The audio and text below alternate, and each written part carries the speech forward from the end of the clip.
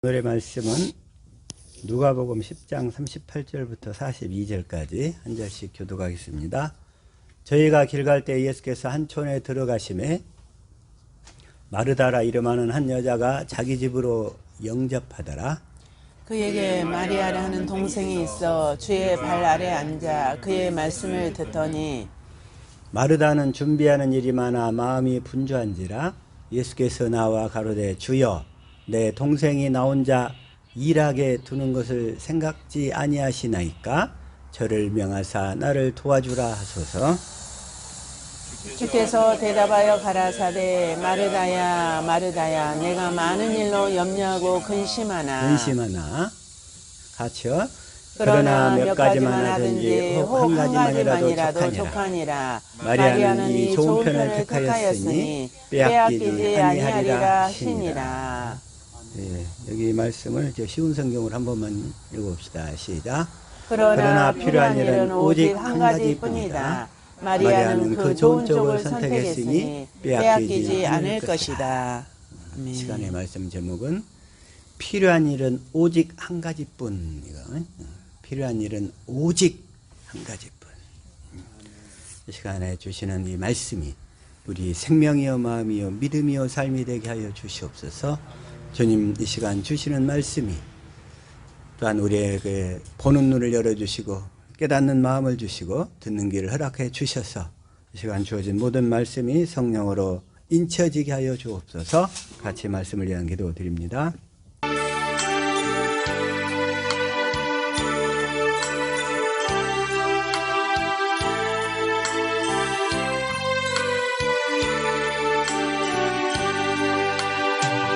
아멘.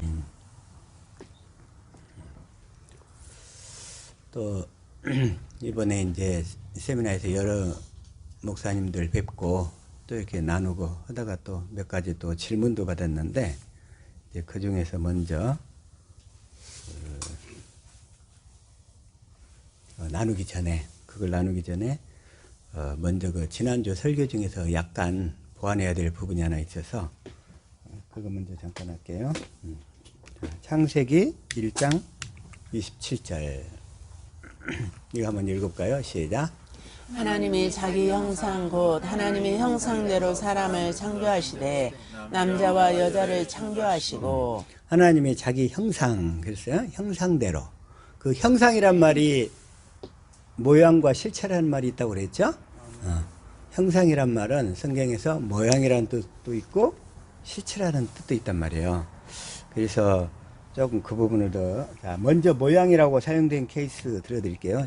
출애굽기 20장 4절 한번 읽어봅시다. 시작. 너를 위하여 새긴 우상을 만들지 말고 또 위로 하늘에 있는 것이나 아래로 땅에 있는 것이나 땅 아래 풀 속에 있는 것에 어떤 형상도 만들지 말며 여기서 형상은 모양이란 뜻이에요. 예, 여기서 형상은 모양이란 뜻으로 쓰였고 또 25장 33절 시작.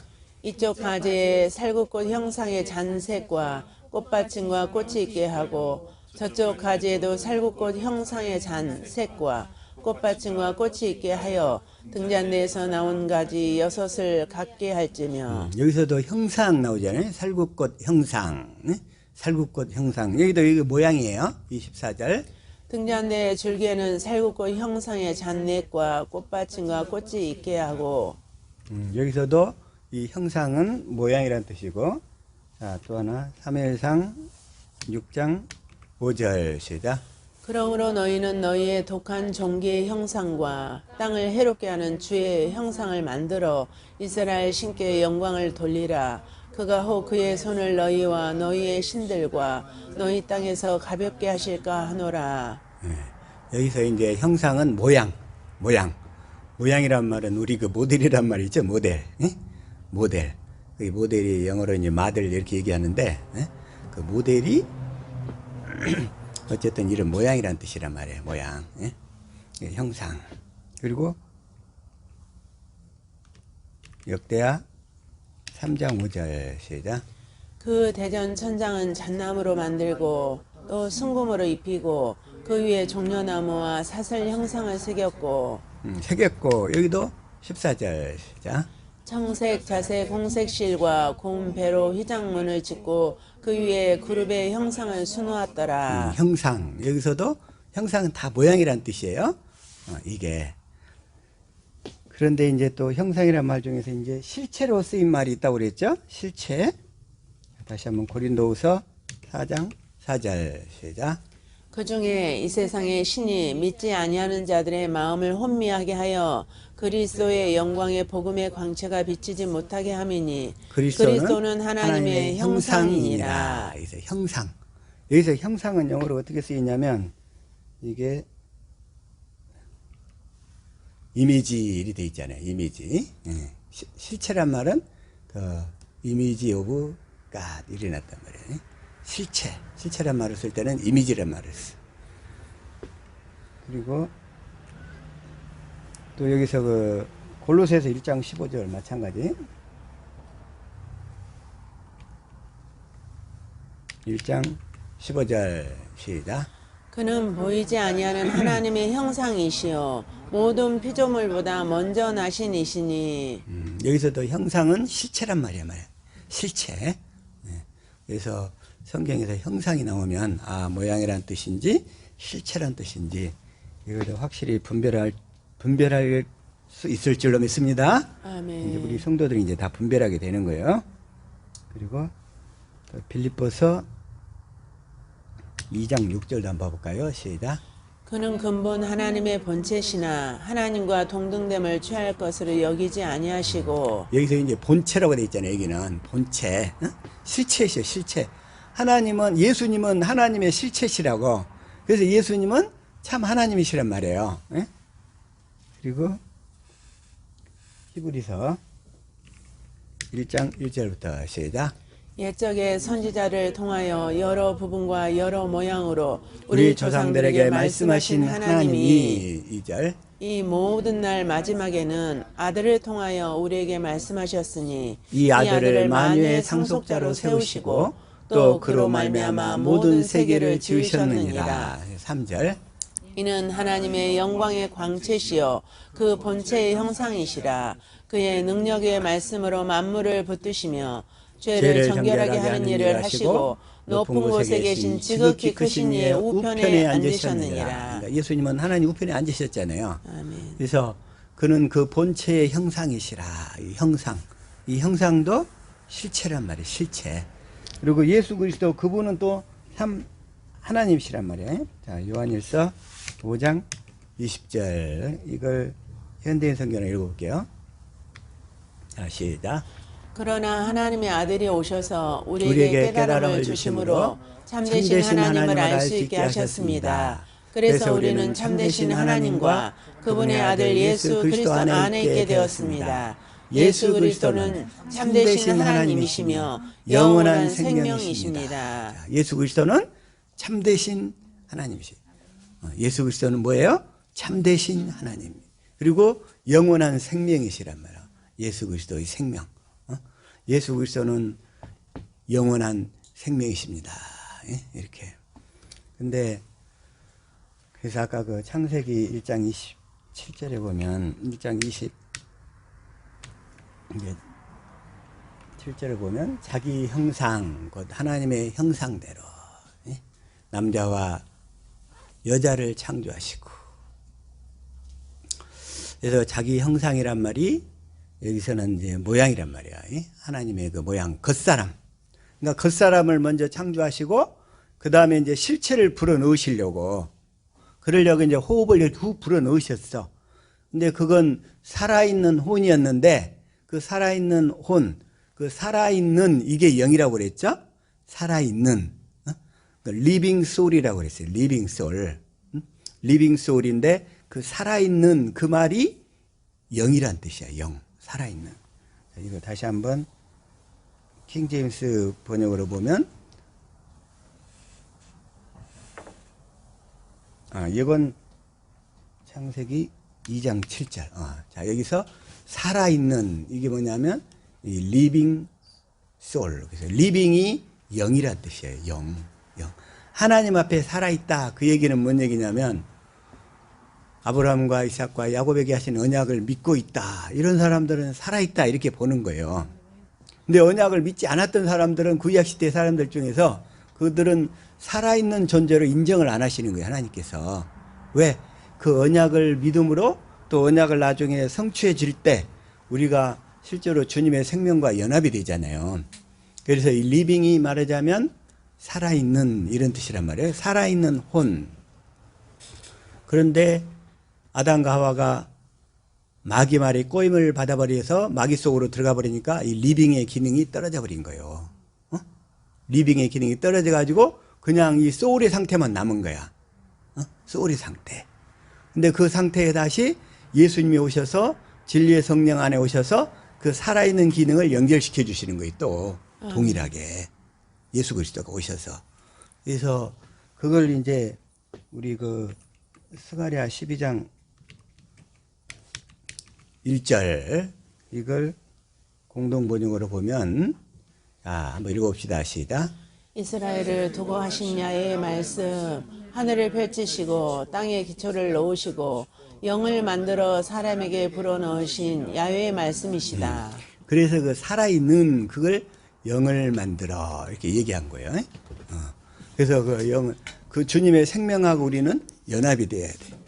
그런데 그 살아있는 혼 자체가 그 혼에서 영이 떨어져 버리고 혼만 남았어. 그게. 근데 그것도 그 자체는 사는 영이란 말이에요. 사는 영이라고 그래. 그걸 또 어떻게 표현하고 있냐면 고린도전서 15장 45절. 자, 이걸 현대인 성경을 읽어볼게요. 시작. 성경에 첫사람 아담은 산 존재가 되었다라고 쓰여 있으나 마지막 아담인 그리스도는 생명을 주시는 영이 되셨습니다. 아까 그 첫사람 아담은 사는 존재가 되었다. 사는 존재. 사는 존재이기 때문에 성령으로 말미암아 살 것인지 마귀로 말미암아 살 것인지 결정을 해야 돼요.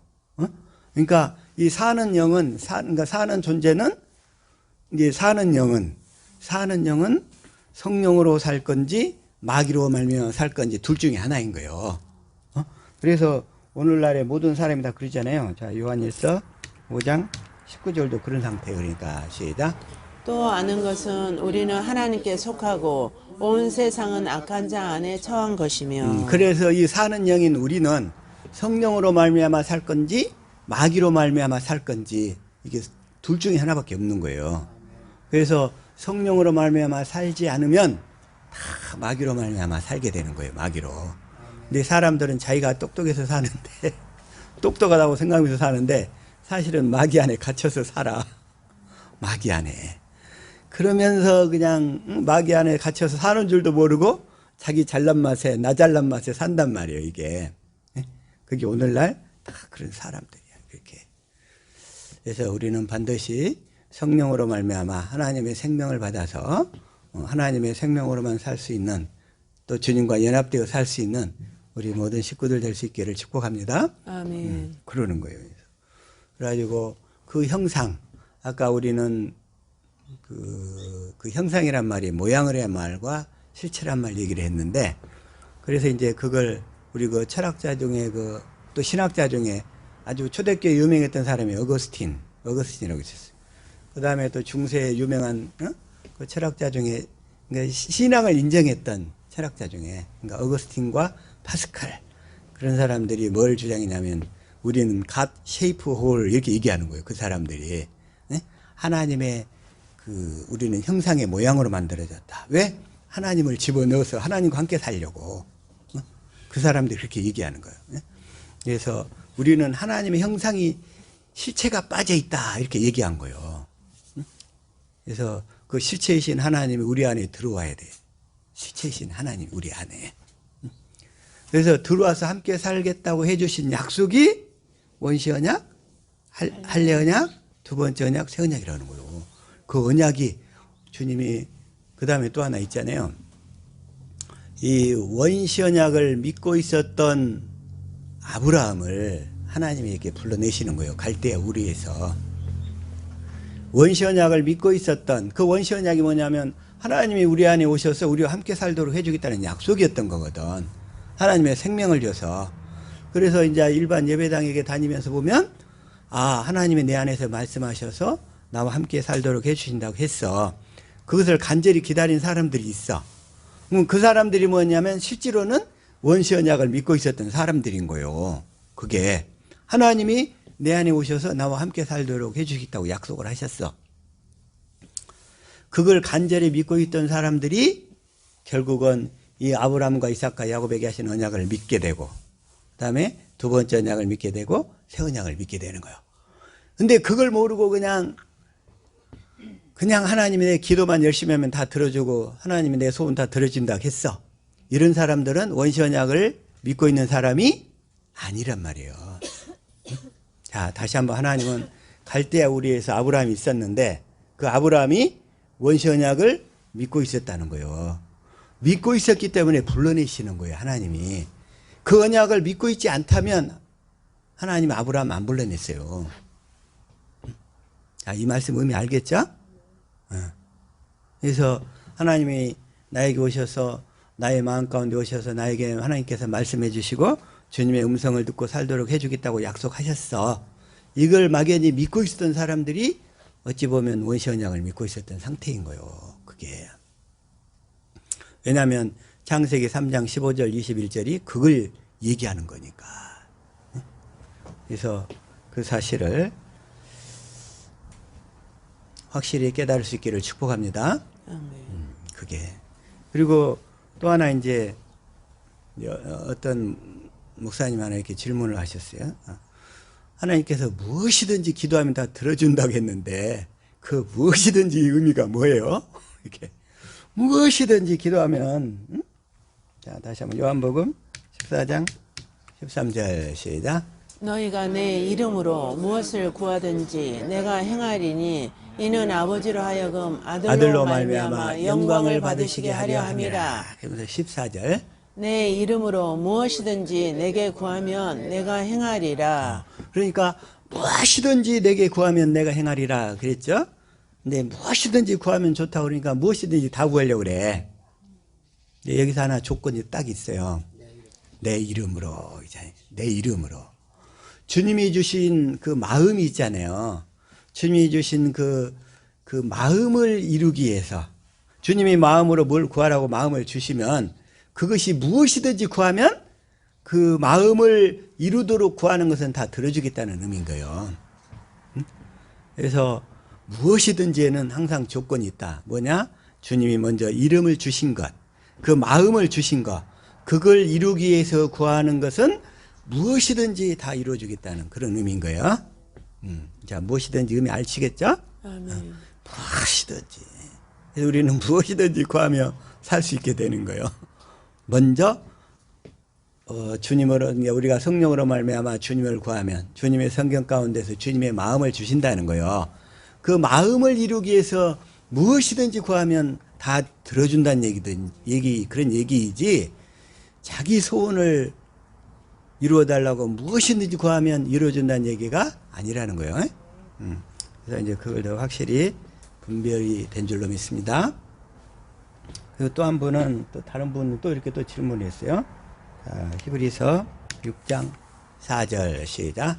한 번 빛을 받고 하늘의 은사를 맛보고 성령에 참여한 바 되고 한 번 빛을 받고 하늘의 은사를 맛보고 성령에 참여한 바가 됐어요.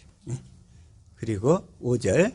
하나님의 선한 말씀과 내세의 능력을 맛보고도 내세의 능력을 맛보고도 자 6절. 타락한 자들은 다시 새롭게 하여 회개할 수 없나니 이는 그들이 하나님의 아들을 다시 십자가에 못 박아 드러내놓고 욕되게 함이라. 이 구절의 의미가 무엇이냐 이걸 이렇게 질문하시더라고. 근데 한번 빛을 맛보고 그러죠. 자 다시 한번 시작. 한 번 빛을 받고 하늘의 은사를 맛보고 성령에 참여한 바 되고 한 번 빛을 봤어. 빛은 뭐냐면 사랑이잖아요. 자, 하나님은 자 요한일서 1장 5절이란 말이에요. 자, 시작. 우리가 그에게서 듣고 너희에게 전하는 소식은 이것이니 곧 하나님은 빛이시라 그에게는 어둠이 조금도 없으시다는 것이니라. 하나님이 빛이시란 말이야. 하나님이 빛은 뭐냐? 하나님이 빛이요. 하나님이 빛이고 이걸 또 4장 8절에 보면 시작. 사랑하지 아니하는 자는 하나님을 알지 못하나니 이는 하나님은 사랑이심이라. 다시 말하면 하나님이 빛이시고 하나님이 사랑이시란 말이야. 그러니까 우리가 성령으로 말미암아 성경 속에서 이 새 언약과 두 번째 언약을 믿어서 주님의 사랑을 한번 봤어. 한번 봤어. 근데 이걸 본 것이 구원이라고 믿어버린 사람들이 너무나 많은 거야. 이게 한 번 봤다고. 그리고는 자기는 됐다고 떠나가 버린 사람들이 많아. 됐다고. 자, 다시 한번 히브리서 6장 4절 시작.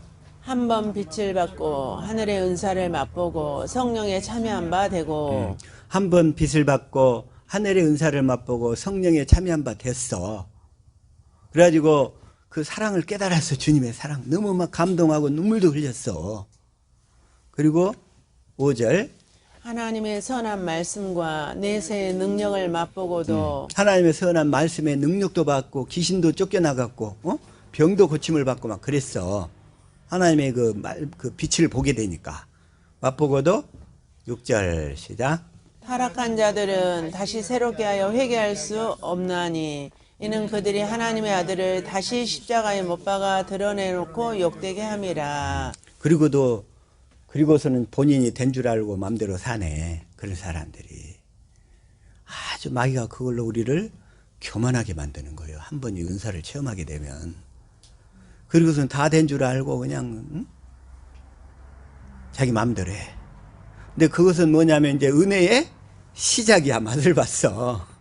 은혜 다 된 게 아니고 은혜의 시작이란 말이야. 이제 뭘 해야 돼? 계속 그렇게 경간연습을 해서 그리스도 형상을 이루면서 자라가야 돼. 자라가야 돼. 그래서 그 다음번에 이제 7절이 나오는 거예요. 시작. 땅이 그 위에 자주 내리는 비를 흡수하여 밭가는 자들이 쓰기에 합당한 채소를 내면 하나님께 복을 받고. 땅이 그 위에 자주 내리는 비. 아까는 비를 한 번만 맞았어. 아니 비를 사람이 곡식이 한 번 비 맞았다고 해서 열매가 됩니까? 아니요. 계속 성령으로 그 주님의 사랑을 깨달아 가야지요. 그죠? 성령의 말씀을 먹고 생명에 자라가고, 자라가는 방법은 뭐예요? 사랑을 공급함으로써. 사랑을 공급함으로써. 그래서 그 위에 자주 내리는 비를 흡수하여 밭가는 자들이 쓰기에 합당한 채소를 내면 이제 하나님의 열매가 돼야지. 이것도 동일하게 하나님께 복을 받고. 그러면서 8절. 만일 가시와 엉겅퀴를 내면 버림을 당하고 저주함에 가까워 그 마지막은 불사름이 되리라. 그 마지막은 다 불사름이 돼. 하나님이 알곡과 가라지, 알곡과 쭉정이 비해서 결국은 이 쭉정이들은 다 나중에 불로 태우는데 우리 성도들 중에서는 쭉정이가 한 명도 없을 줄로 믿습니다. 아멘. 그러면 안 된단 말이야. 그 마지막은 불사름이 되리라. 불사름이 되리라. 그래서 그걸 씨 뿌리는 비에서도 나와요. 마태복음 13장 18절부터 시작. 그런즉 씨 뿌리는 비유를 들으라. 씨 뿌리는 비유를 들으라. 19절. 아무나 천국 말씀을 듣고 깨닫지 못할 때는 악한 자가 와서 그 마음에 뿌려진 것을 빼앗나니 이는 곧 길가에 뿌려진 자요. 길가에 뿌려진 자요. 길가에 뿌려진 자. 그러니까 옛날 이 성경을 기록할 당시 예수님 당시에 이스라엘의 그 영농법이 뭐였냐면 거기는 이렇게 막 이렇게 땅을 다 갈아갖고 이렇게 막 씨를 뿌리던 것이 아니었어요. 그냥 이 길가밭도 있고 돌짝밭도 있고 가시밭도 있고 좋은 밭도 있는데 그냥 거기에다가 그냥 이렇게 덜레덜레 이렇게 소를 끌고 가가지고 씨를 뿌리는 거예요. 그냥 우리는 여기서 씨를 뿌리려면 이게 다 골라내고 잡초도 골라내고 갈아가지고 뿌리잖아요. 근데 그때는 그렇게 뿌렸다는 거예요. 그래서 길가밭도 있었고 돌짝밭, 돌밭도 있었고 가시밭도 있었다는 거예요. 그때 씨가. 그래서 예수님이 이 비유를 이렇게 하신 거예요. 예, 길가에 뿌려진 자요. 20절. 돌밭에 뿌려졌다는 것은 말씀을 듣고 즉시 기쁨으로 받되 돌밭에 뿌려진 씨들이 많았어. 그래가지고 즉시 기쁨으로 받되 21절 그 속에 뿌리가 없어 잠시 견디다가 말씀으로 말미암아 환난이나 박해가 일어날 때에는 곧 넘어지는 자요. 이 천국 복음을 믿어야 된다고 얘기하면 사람들이 막 이단이라고 얘기를 해버리거든요. 그러면 그냥 사람들이 그걸로 인해서 환난이나 박해가 일어날 때 곧 넘어져 버려. 아이 그전 그렇지 하고 이렇게 넘어가 버린단 말이야. 예? 그 뿌리가 없어. 22절 가시떨기에 뿌려졌다는 것은 말씀을 들으나 세상의 염려와 재물의 유혹에 말씀이 막혀 결실하지 못하는 자요. 가시떨기에 뿌려졌다는 것은 말씀을 들으나 세상의 염려, 특히 가진 자일수록 세상의 염려가 커요. 우리 교회의 장점 하나, 어? 세상의 염려가 클 수가 없어. 가진 게 별로 없어가지고. 그리고 재물의 유혹에 그래서 말씀이 막혀 결실하지 못하는 자요. 근데 가진 자들이 많은 곳이 있어. 가진 자들의 많은 곳 특징 하나는 뭐냐면 늘 근심 걱정이 많아. 이 사업을 했는데 이게 잘 될 건가 말 것인가. 아들이 직장을 다니는데 이게 잘릴 걸 이태이태해. 그러니까는 세상의 염려와 재물의 유혹에 말씀이 막혀 결실하지 못하는 자요. 이런 사람들이 예배당 안에 참 많아요. 세상의 염려. 요즘에 이제 아파트 많이 가진 사람은 금리가 올라가지고 그냥 걱정인 거야 이게. 어떻게 그냥 참 한 가지 그 장점이 그 거지가 자기 아들을 데리고 길가를 지나가다가 큰 호텔에서 불이 났어. 소방서가 출동하고 그냥 난리가 났어. 막 소방차가 50대가 와가지고 막 불 끄러 난리가 나니까 아버지가 아들한테 우리는 저렇게 집에 불 날 일이 없지? 다 아빠 덕인 줄 알아라. 그렇다는 거야. 내 덕인 줄 알아라. 애비 잘 만나서 그렇다고. 근데 그게 이제 약간 우스갯소리지만 이 가시떨기에 뿌려진 사람들 그 그냥 관리하느라고 또 어떤 놈이 돈 떼먹지 않을까 봐 그냥 잠 못 자는 사람들도 많고.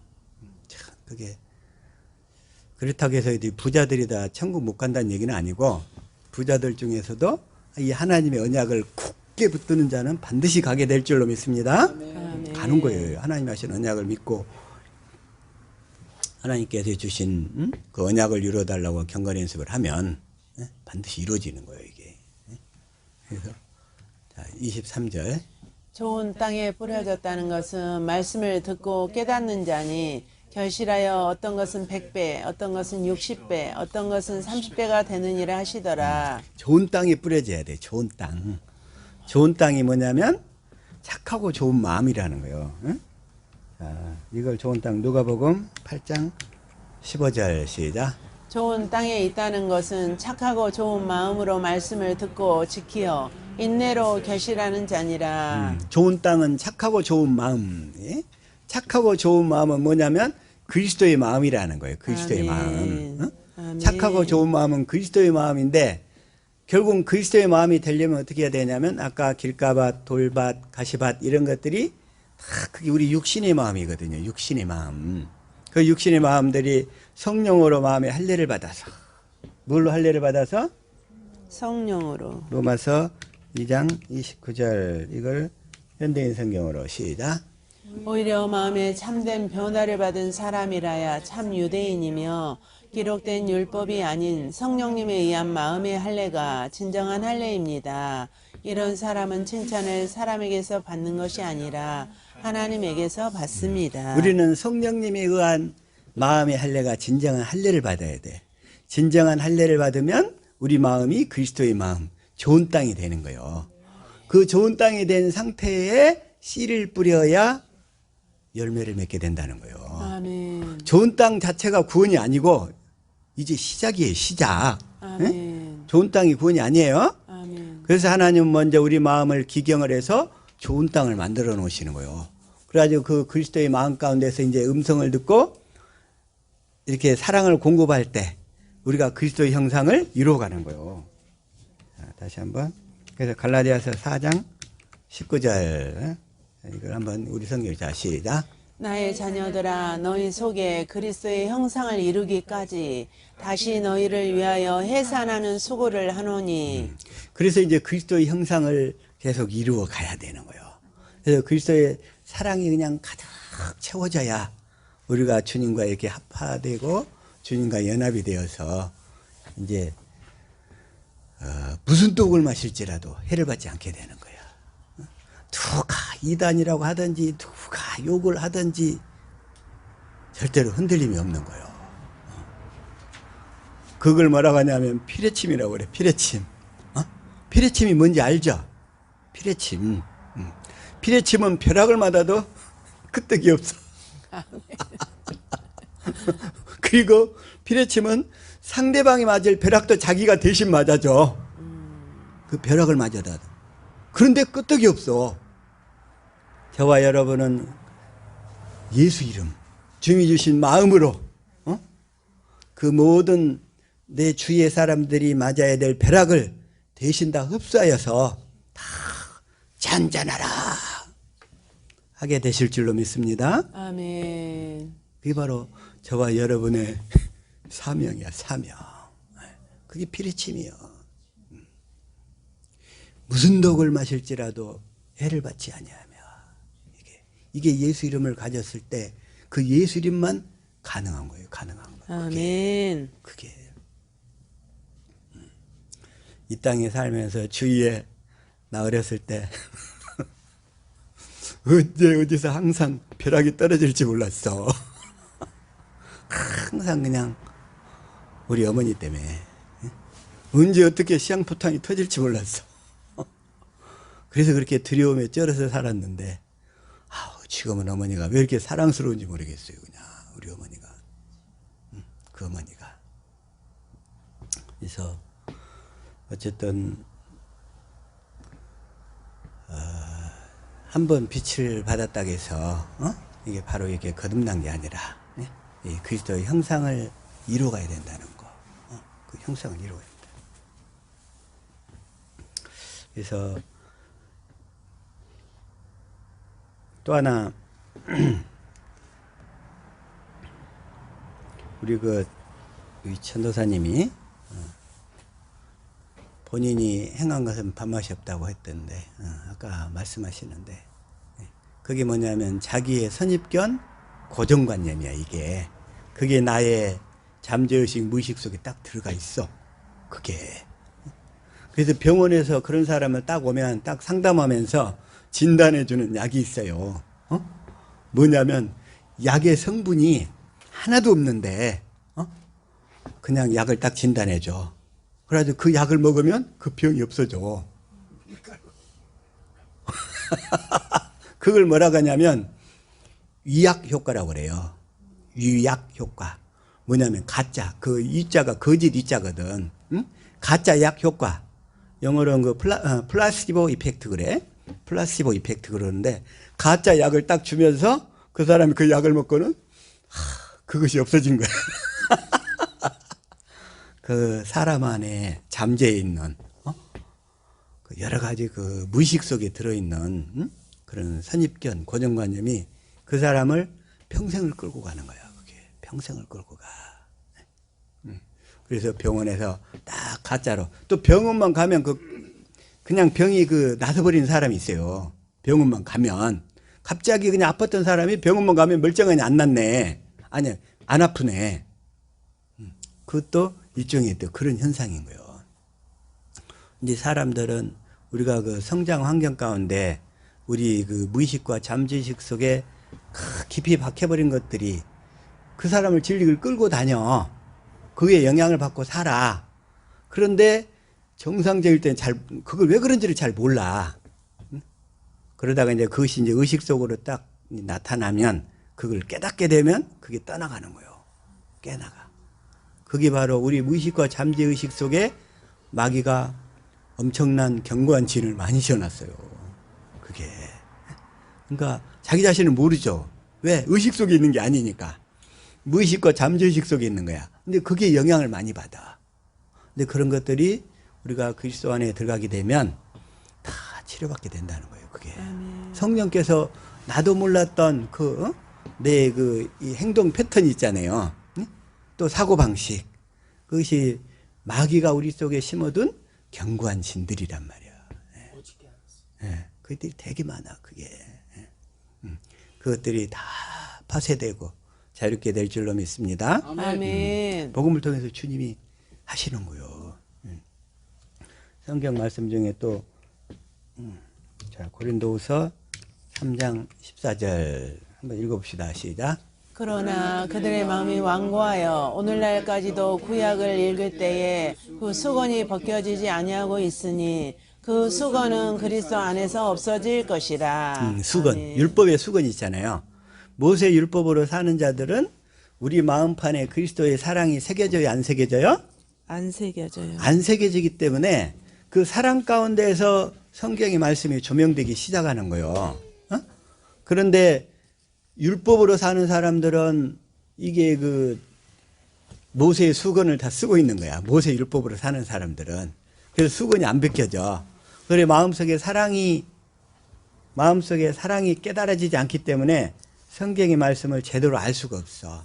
그런데 그 수건은 그리스도 안에서 벗겨지고 없어질 거라는 거예요. 아멘.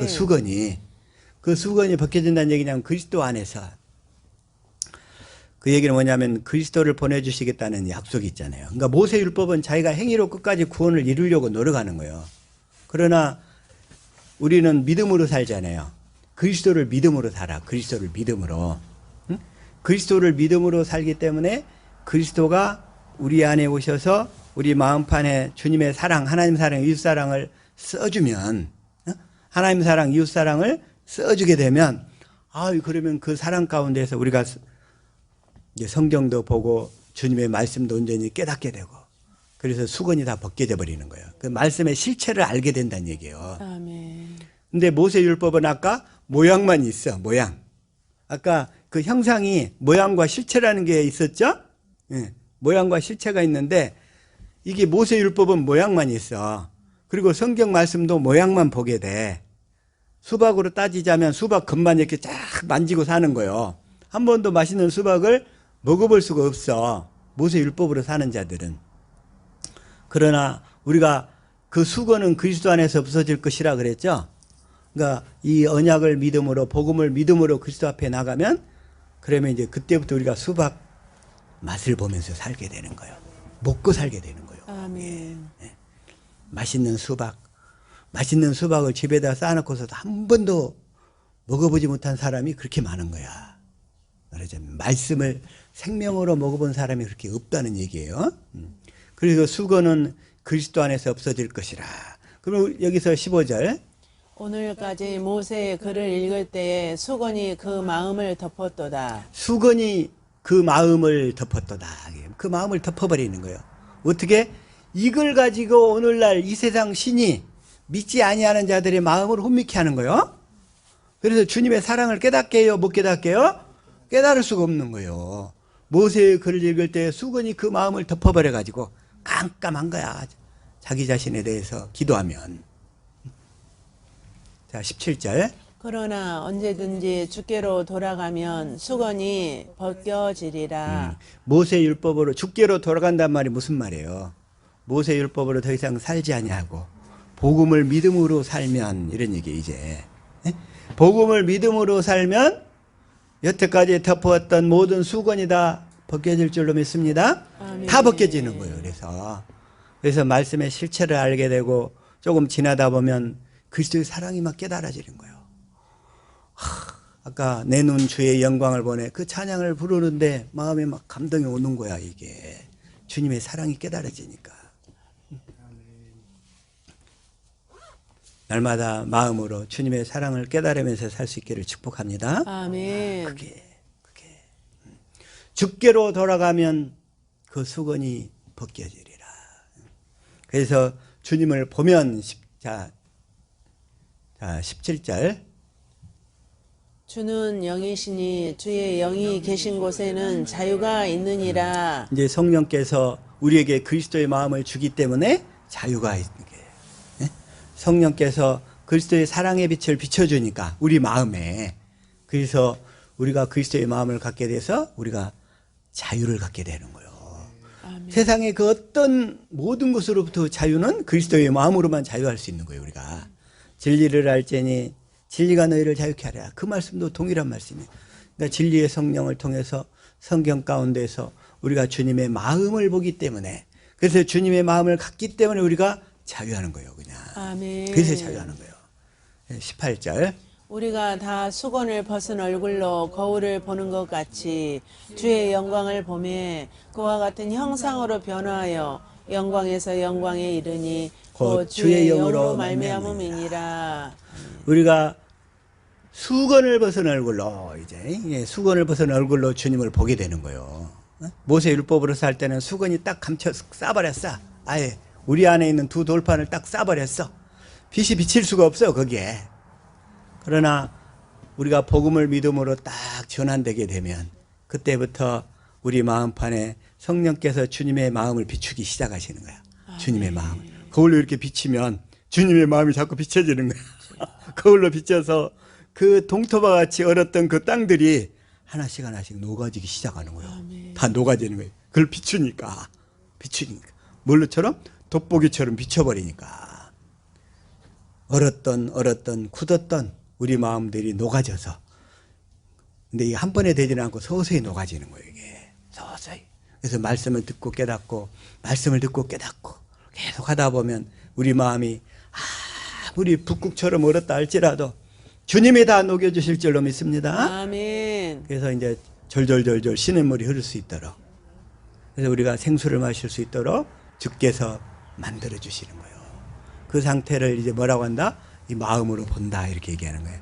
주님의 마음이 깨달아지잖아요. 마음을 본다, 이렇게 얘기해요. 주님의 마음을 보니까 내 마음이 그와 같은 형상으로 변화하여 주님의 마음으로 딱 내가 변화되기 시작하는 거예요. 그러니까 그렇게 미웠던 사람들이 어느 날 봤더니 없어져 버렸어. 어느 날 봤더니 그냥. 그리고 그냥 어떻게든 내가 나를 통해서 살려야 될 사람으로 다 바뀌게 되어지는 거예요. 바뀌게 돼요. 살려야 될 사람으로. 다 그렇게 우리는 이제 살리는 삶, 섬겨서 살려서, 그래가지고 어떻게 해야 돼요? Go together. 함께 가는, 하나 되는 그런 삶. 함께 갑시다. 어디로?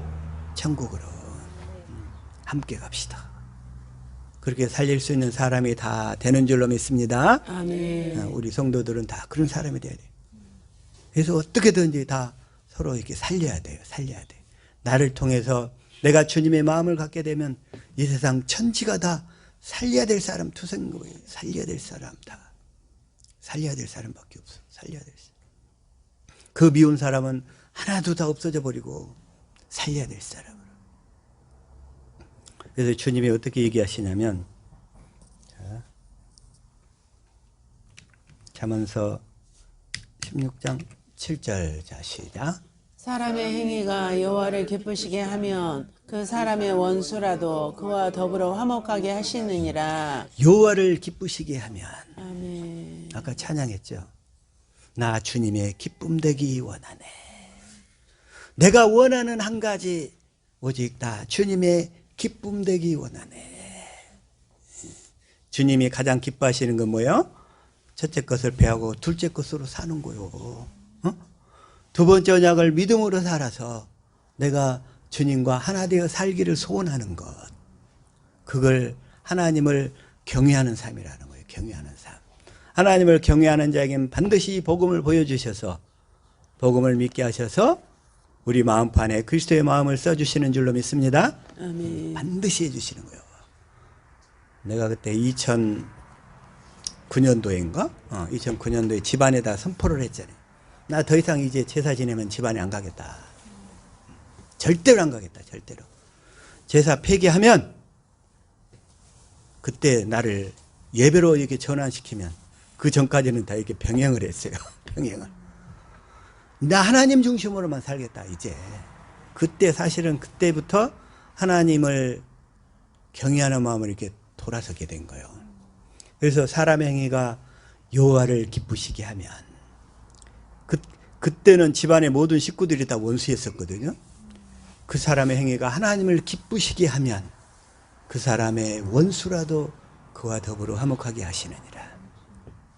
화목하게 하시는데 딱 5년 걸리시더라고. 5년. 5년 후에는 반드시 우리 가정에 가면 집안 식구들이 다 이렇게 잠잠하게 되는 거예요. 잠잠하게. 우리가 하는 게 아니라 하나님이 그렇게 에덴 동산을 만들어 주시는 거예요. 아멘. 우리는 오직 하나님이 주신 모세 율법으로 사는 게 아니라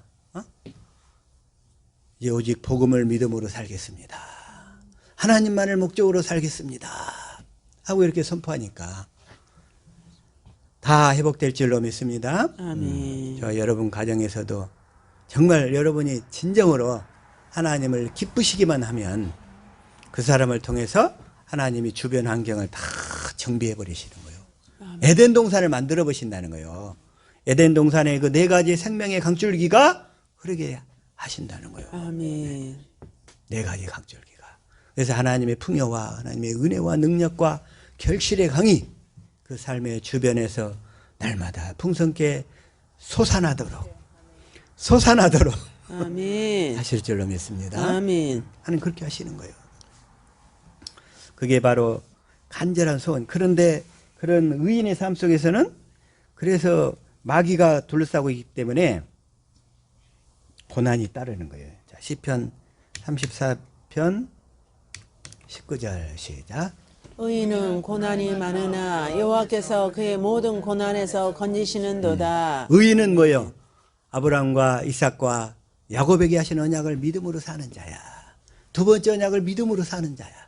이게 의인이란 말이야. 그런데 일단 마귀한테 우겨쌈을 당하고 있는 상태잖아요. 거기서 빠져나오려고 하니까 마귀의 공격이 많은 거예요. 그래서 고난이 많은 거예요. 고난이. 그러나 여호와께서 그의 모든 고난에서 건지시는도다. 건지시는도다. 반드시 건지실 줄로 믿습니다. 아멘. 다 헤쳐나오는 거예요. 다 헤쳐나와. 헤치고 나와. 넘어질 것 같은데 그래서 7.8기란 말 있잖아요. 의인은 7번 넘어질지라도 8번째 일어서게 된다는 거예요. 아멘. 7.8기.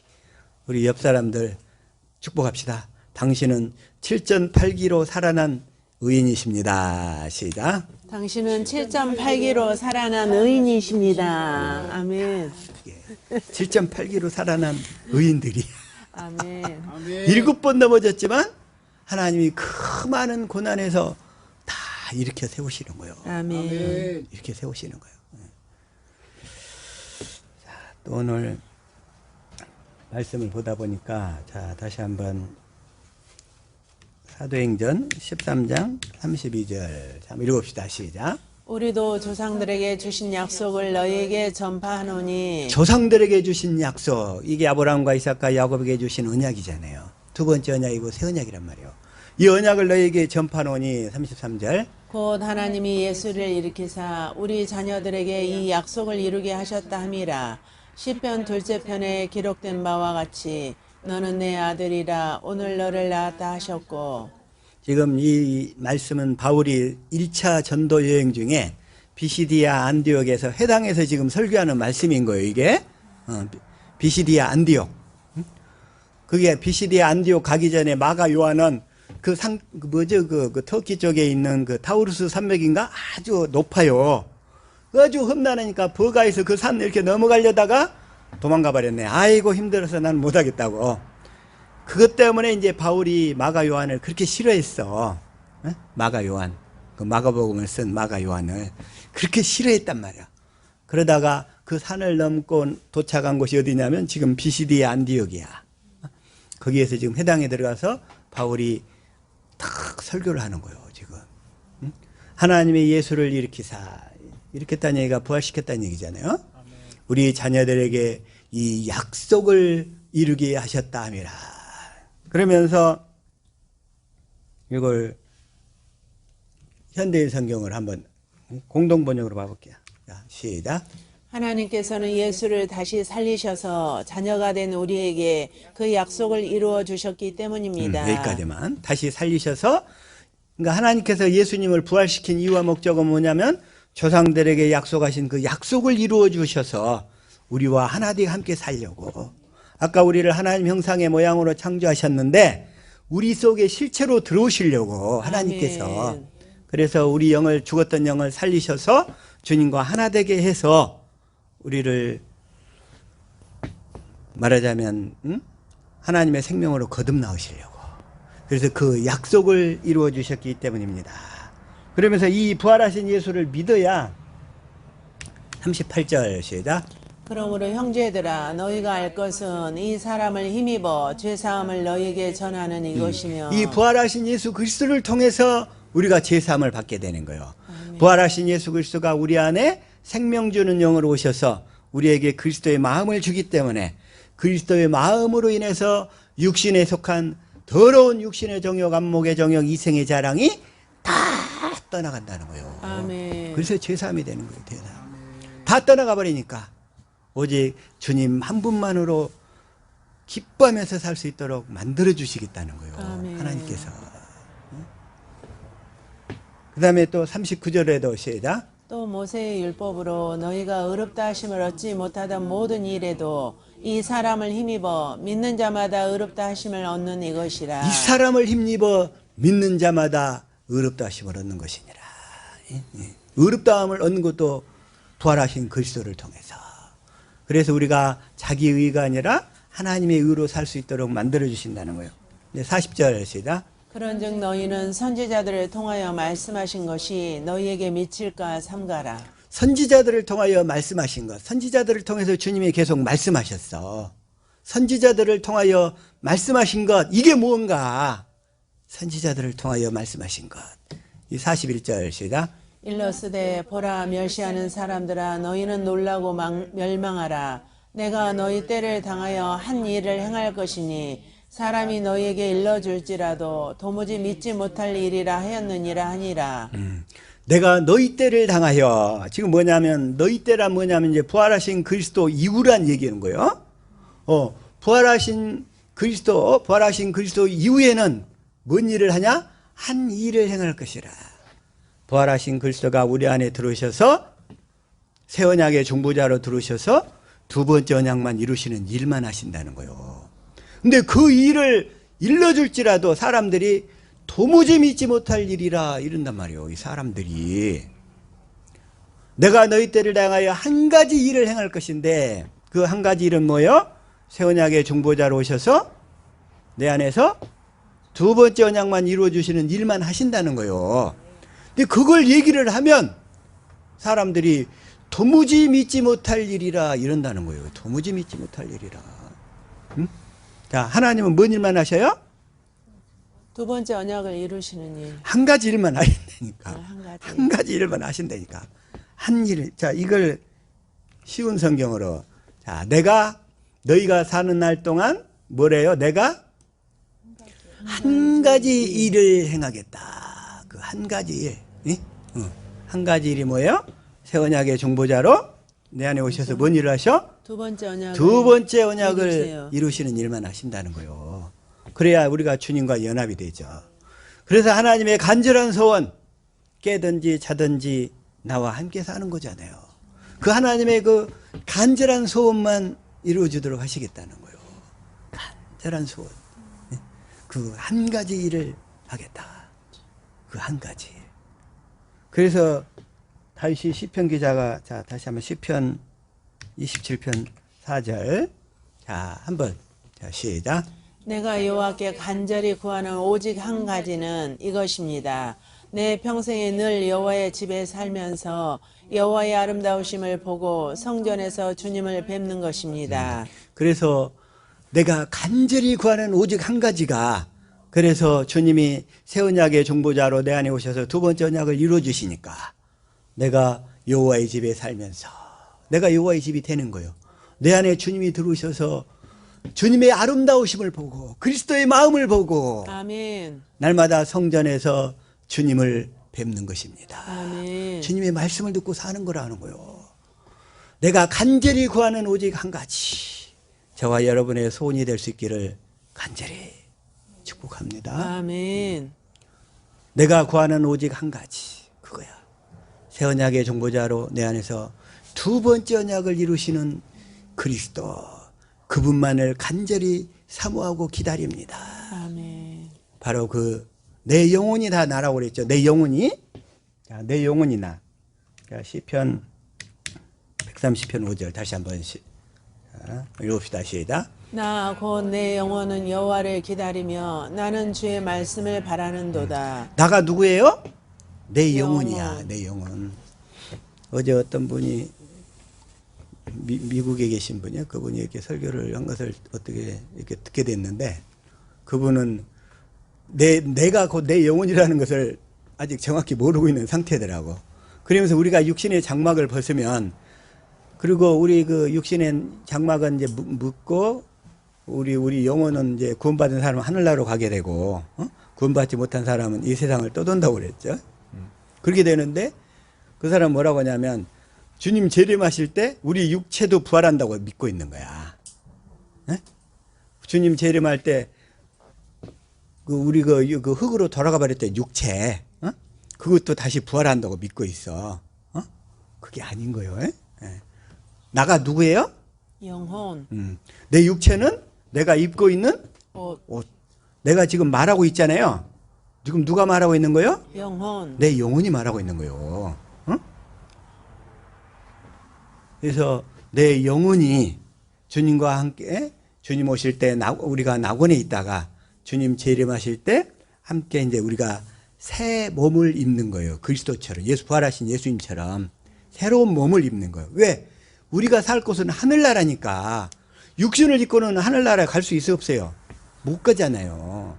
이 육신은 이 세상에 살 때만 잠시 필요했던 입었던 옷이란 말이야. 일할 때 입는 옷. 다시 말해서 작업복. 그래서 작업복 좋다고 폼 잡을 일 없겠죠? 뭐 우리 성도들은 작업법이 좋아서 폼 잡을 만한데 그래도 작업법 좋다고 폼 잡을 사람은 하나도 없는 줄로 믿습니다. 어떤 분은 작업복을 얼마나 세탁소에다 막혀갖고 이게 빳빳이 데렸는지 작업복 보니까 옆에 옷깃만 스쳐도 손이 벨 것 같더라고. 작업복을 그렇게 소중히 여겨. 그 작업복에 그냥 얼굴에다 포톡스 맞고 못 맞고 그냥 못 맞고. 자, 작업법 좋다고 폼 잡지 맙시다. 나 곧 내 영혼은 여호와를 기다리며 나는 주의 말씀을 바라는도다. 내 영혼이 속사람이죠. 속사람. 그 속사람이 옛사람인 사람은 사람 말만 듣고 살려고 하는 거고 그 새사람인 사람은 날마다 주님의 말씀만 기다리는 거요. 아멘. 주님의 말씀을 먹으려고 그 생명을 먹으려고 아멘. 그렇게 살 수 있기를 축복합니다. 아멘. 그렇게. 그래서 또 동일하게 아까 선지자들이 말씀하신 거 그게 뭐냐면 또 여기 또 있어요. 자, 하박국 1장 5절. 자, 한번 읽어봅시다. 시작. 여호와께서 이르시되 너희는 여러 나라를 보고 또 보고 놀라고 또 놀랄지어다. 너희의 생전에 내가 한 가지 일을 행할 것이라. 누가 너희에게 말할지라도 너희가 믿지 아니하리라. 너희의 생전에 내가 한 가지 일을 행할 것이라.